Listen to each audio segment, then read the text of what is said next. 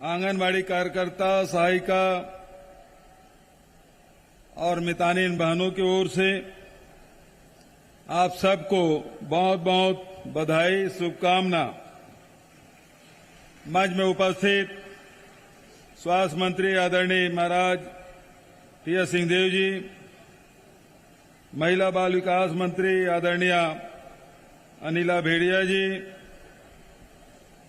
आदरणीय सत्यनारायण शर्मा जी, आदरणीय धनेन्द्र साहू जी, आदरणीय श्रीमती रश्मि आशीष सिंह जी, आदरणीय लक्ष्मी ध्रुव जी, आदरणीय अनीता योगेंद्र शर्मा जी, आदरणीय गुरदयाल बंजारे जी, आदरणीय के ध्रुव जी, आदरणीय कुलदीप जुनेजा जी, आदरणीय श्रीमती संगीता सिन्हा जी, आदरणीय विनय जायसवाल जी, आदरणीय श्रीमती किरणमयी नायक जी, श्रीमती छाया वर्मा जी, डोमेश्वरी वर्मा जी, प्रमोद दुबे जी, तेज कुंवर नेताम जी, पुष्पा पाटले जी, भाई गिरीश देवांगन जी, मंच में उपस्थित सभी हमारे अतिथिगण, विभाग के सभी अधिकारीगण, सभी हमारे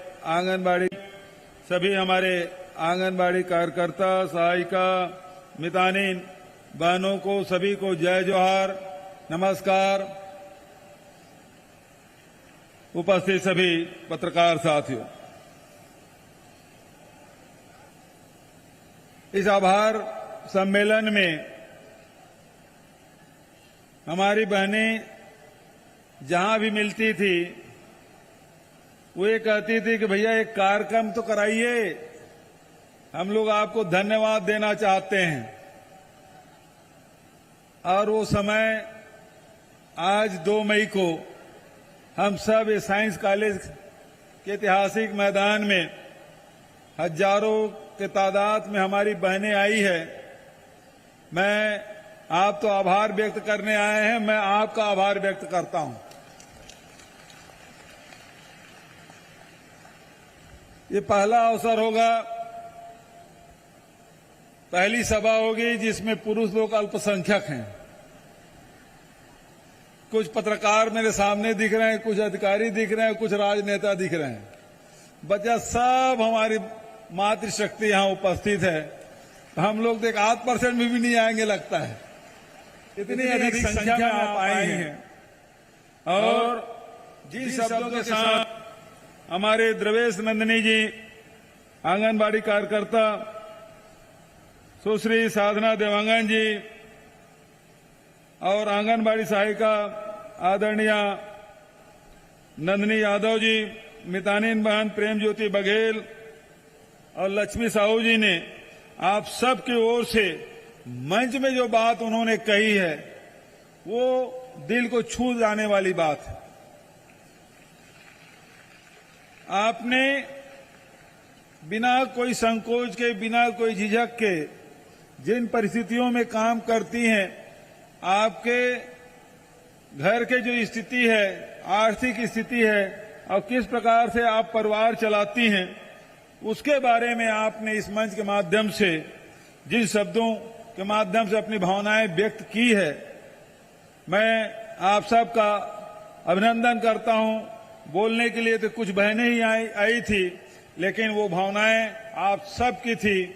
और जो आपने सरकार के प्रति जो आभार व्यक्त किया, ये दरअसल में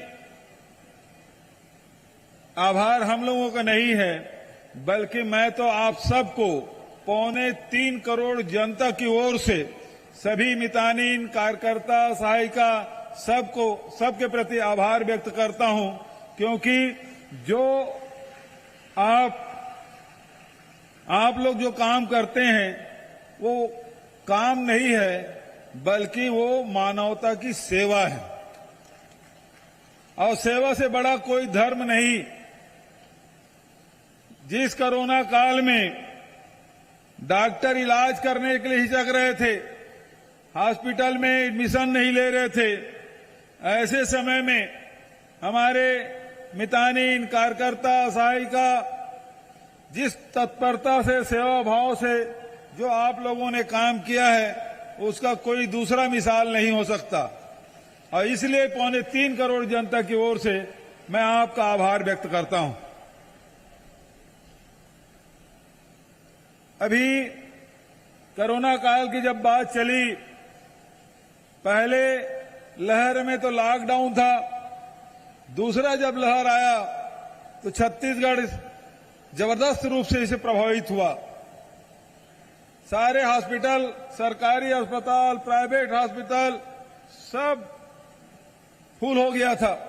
उसके बाद जितने भी हमारे आसपास के, रायपुर है तो रायपुर के आसपास अभनपुर है, आरंग है, बिरगांव है, मंदिर रसौद है, धरसीवा है, तो ऐसे जगहों में बेड लगा के, ऑक्सीजन लगा के वहां अस्पताल हम लोगों ने शुरू की, जांच हमने शुरू की और इलाज शुरू किया।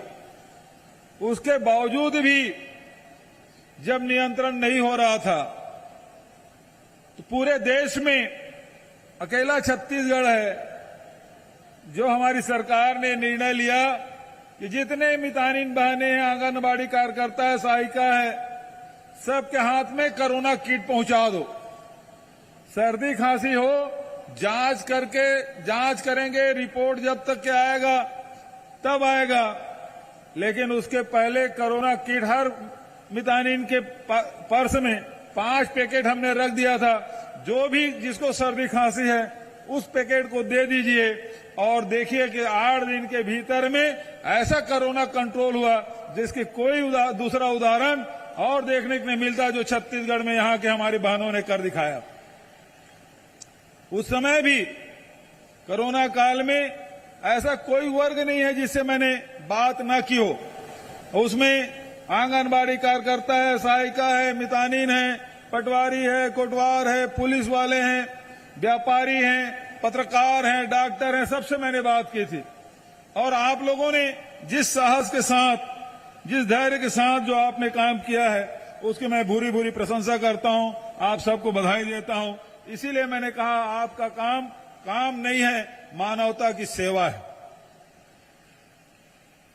इस अवसर पर आंगनबाड़ी कार्यकर्ता, सहायिका बहनें कुपोषण के खिलाफ लड़ाई लड़ रही हैं। छत्तीसगढ़ में जहां 40% लोग गरीबी रेखा के नीचे जीवन यापन करते हैं, वहीं कुपोषण का दर भी हमारा बहुत अधिक है। 37% से अधिक कुपोषित बच्चे हमारे छत्तीसगढ़ में जब हम लोग सरकार में आए थे। आज हमारे बहनों ने जो लड़ाई लड़ी, अब वो 37% से घट के 31% हो गया। इसे और कम करना है, इसके लिए आपको और मेहनत करनी होगी। जो राष्ट्रीय औसत है उससे भी हमारा कम होना चाहिए। इसलिए मैं आप सबको इसके लिए आह्वान करता हूं। साथ ही जितने भी कार्यक्रम हैं उसको आप संचालित कर रहे हैं। अभी महाराज साहब ने और अनिला भाभी ने बहुत सारे आपको बात बताई, आपके संघर्षों की किस्से उन्होंने कहे। मैं उसमें और जोड़ते हुए कहूंगा कि ये बड़ी चुनौती है। शिक्षा और स्वास्थ्य, प्रारंभिक शिक्षा और प्रारंभिक उपचार, इसमें आपको लगना होगा। हमको पहले एक समय था जब छत्तीसगढ़ की पहचान नक्सलगढ़ के रूप में होती थी। बस्तर जाने से घबराते थे, दूसरे प्रदेश के लोग तो छत्तीसगढ़ आने से डरते थे। ऐसे स्थिति में हम लोगों ने जो काम किया है, जो शासकीय योजनाओं को आम जनता तक, हितग्राहियों तक पहुंचाने में जो आप लोगों ने काम किया है, इसके लिए मैं आप सबको बधाई देता हूं, शुभकामना देता हूं। जिस प्रकार से कुपोषण के खिलाफ लड़ाई आपने लड़ी, उसी प्रकार से मलेरिया के खिलाफ संघर्ष हम लोगों ने किया। पहले दंतेश्वरी माई की पूजा अर्चना करके मलेरिया मुक्त बस्तर की शुरुआत की, बाद में मलेरिया मुक्त छत्तीसगढ़ के दिशा में काम हम लोगों ने शुरुआत की है। और आज ये कहते हुए खुशी हो रही है कि आज छत्तीसगढ़ में कोई उल्टी दस्त किसी की मृत्यु नहीं होती, मलेरिया के मच्छर काटने से किसी के मौत नहीं हो रही है। तो आज आप लोगों की जो मेहनत है, जो घर घर पहुंच के मलेरिया का टीकाकरण, मलेरिया की जांच, जो आप लोग कर रहे हैं उसका लाभ पूरे प्रदेश की जनता को मिल रहा है। आज हमारे बहनें छत्तीसगढ़ के बारे में कह सकता हूं, हमारे छत्तीसगढ़ में कभी लिंग भेद नहीं रहा, महिलाओं को बराबर सम्मान मिलता रहा और अनुपातिक आप देखेंगे लिंग अनुपात में हमारा राज्य बहुत अच्छी स्थिति में है। केरल के बाद यदि कह सकते हैं तो छत्तीसगढ़ दूसरे नंबर पे है। और बस्तर में तो एक कहावत भी है, अरे घर में एक लड़की जरूर होना चाहिए, क्योंकि यदि बाप की मृत्यु होती है तो बेटा तो संपत्ति के बंटवारे में लग जाता है, लेकिन रोने वाली कोई होती है तो बेटी ही रोती है। इसलिए बस्तर में आदिवासी भाई, बस्तर के लोग कहते हैं कि घर में एक पुत्री होना जरूरी है। कभी हमारे छत्तीसगढ़ में बेटियों को बोझ नहीं माना गया और बल्कि इसे और बढ़ाने की आवश्यकता है। और इस दिशा में आप देखेंगे घर को संभालने में जहां महिलाएं आगे आ रही हैं, घर के अर्थव्यवस्था सुदृढ़ करने में लगी हुई हैं, चाहे वो सुराजी गांव योजना के माध्यम से हो, गौठान के माध्यम से हो, चाहे बाड़ी के माध्यम से हो, चाहे आज अब रिपा की शुरुआत की है उसमें भी बढ़ चढ़कर महिलाएं हिस्सा ले रही है, लघु उपज संग्रहण कर रही है, खेती में हाथ बटा रही हैं और उसके कारण से घर की जो आर्थिक स्थिति है उसमें बड़ा सुधार हो रहा है। शिक्षा के क्षेत्र में भी लगातार आंगनबाड़ी, हमारे प्रारंभिक शिक्षा वहां से शुरुआत होती है और स्कूलों को हमने निर्णय लिया जितने भी हमारे गांव के हो, शहर के हो, सारे स्कूल का रंग रोगन करना है, जीर्णोद्धार करना है, नए बिल्डिंग बनाना है और उसके साथ साथ अंग्रेजी स्कूल, स्वामी आत्मानंद अंग्रेजी स्कूल की भी शुरुआत हम लोगों ने की है। तो शिक्षा के क्षेत्र में भी काम हो रहा है, अर्थव्यवस्था सुधारने की दिशा में भी काम हो रहा है और जो मेहनत आपने की है और इसी कारण से हमारी सरकार लगातार कोशिश यही है कि सबके आय में वृद्धि होना चाहिए। एक तरफ किसानों को समृद्ध बनाने का काम हम लोगों ने किया। छत्तीसगढ़ में आप देखेंगे जितना धान की कीमत, जितना कोदो कुटकी की कीमत छत्तीसगढ़ में मिलता है उतना देश क्या दुनिया में नहीं मिलता जो छत्तीसगढ़ में जो रेट मिल रहा है। उसी प्रकार से हमने जो शासकीय कर्मचारी है, शासकीय कर्मचारियों को ओल्ड पेंशन स्कीम हमने लागू किया ताकि बुढ़ापे में वो किसी पे आश्रित न रहे, उसको भी मान सम्मान के साथ उनका बुढ़ापा कटे, उनका परिवार चले, इसलिए ओल्ड पेंशन स्कीम लागू हमने किया।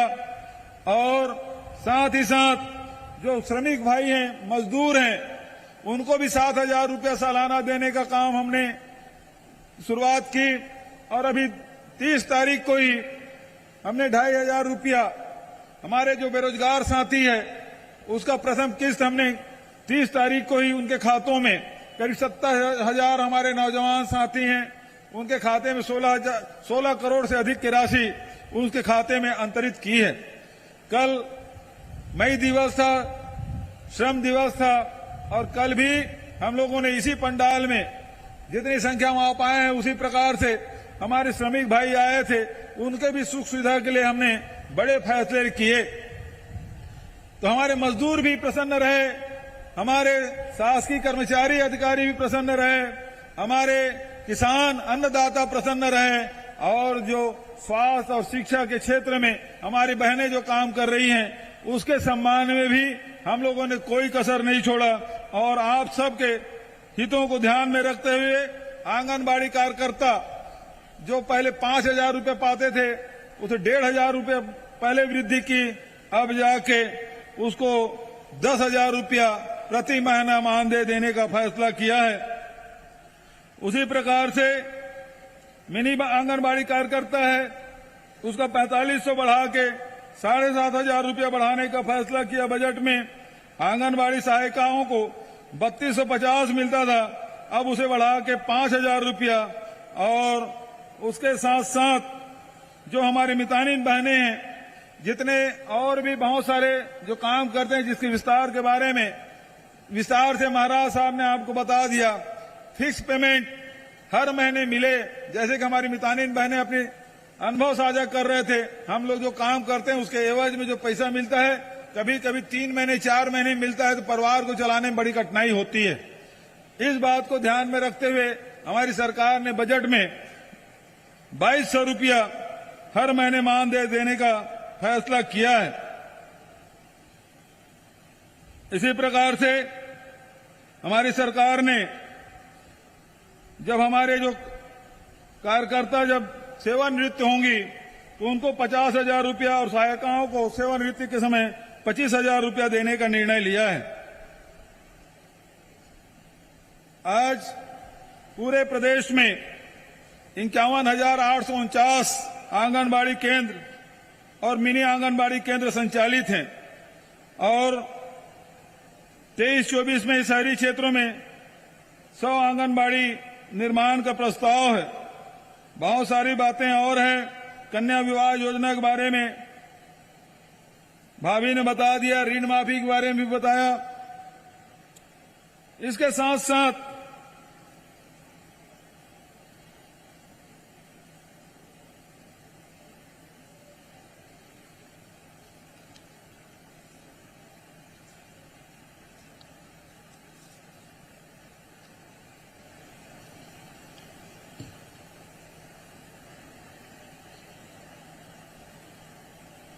आज आया हूं तो कुछ घोषणा भी करूं। तो सबसे पहली बात यह है कि पूर्ण व अस्वीकृत आंगनबाड़ी केंद्रों के लिए 5,000 आंगनबाड़ी भवनों का निर्माण कराया जाएगा और पूरे प्रदेश में 14 नवंबर को पूरे राज्य में आंगनबाड़ी कार्यकर्ता सहायिका इसका सम्मान किया जाएगा। सक्षम योजना अंतर्गत जिन महिलाओं की वार्षिक आय 1 लाख रुपए तक होती है उन्हें योजना का लाभ मिलता है। इन्हें बढ़ाकर अब वार्षिक आय की सीमा 2 लाख किया जाएगा। महिला स्व सहायता समूह के अधिकतम 4 लाख का ऋण स्वीकृत किया जाता है, जिसकी सीमा बढ़ाकर 6 लाख अधिकतम किए जाने की घोषणा करता हूं। साथ ही जो मितानिन बहनों के 2 और कौन से थे जो उसके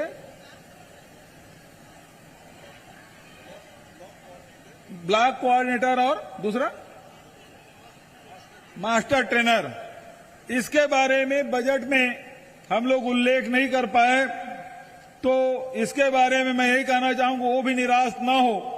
उन बहनों के लिए आने वाले जो हमारा सत्र होगा, पावर सत्र होगा, उसमें निश्चित रूप से उन बहनों के लिए भी कुछ न कुछ व्यवस्था की जाएगी। उनको निराश होने की आवश्यकता नहीं है। जिस प्रकार से मितानों के मानदेय बढ़ाया है, उसी प्रकार से मास्टर ट्रेनर के बाद उनके भी मानदेय में वृद्धि की जाएगी।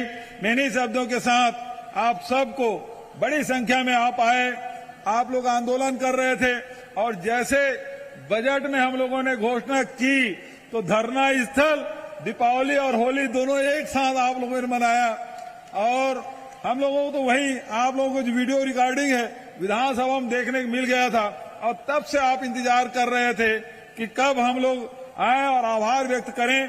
आज सब बड़ी संख्या में पूरे प्रदेश से कोने कोने से सब आए। सभी बहनों का राजधानी में स्वागत अभिनंदन करते हुए अपनी वाणी कहीं विराम देता हूं। धन्यवाद। जय हिंद, जय छत्तीसगढ़।